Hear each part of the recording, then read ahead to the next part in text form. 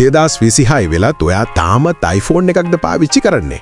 Apple fansලා තරහ වෙන්න එපා. හැබැයි මේ තියෙන්නේ ඔයා අදම Android phone එකකට මාරු වෙන්න ඕන ප්‍රධාන හේතු තුනක්. Number 1. Charging speed. Apple ලක්ෂ ගාණක් අරගෙනත් තාම 30 watt 35 watt වල හිර වෙලා ඉද්දී Android phones 150 watt 200 watt වලින් විනාඩි 15 full charge වෙනවා. පැය ගණන් plug ගාවේ ඉන්න කාලේ ඉවරයි. Number 2. Innovation. iPhone එක අවුරුදු ගාණක් තිස්සේ කැමරා ලෙන්ස් එහාට මෙහාට කරනවා විතරයි.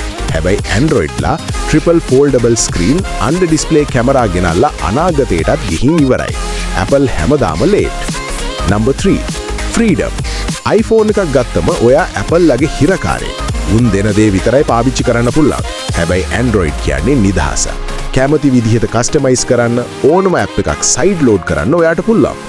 ඉතින් ඔයා තාමත් ඉන්නේ Apple පැත්තද Android පැත්තද?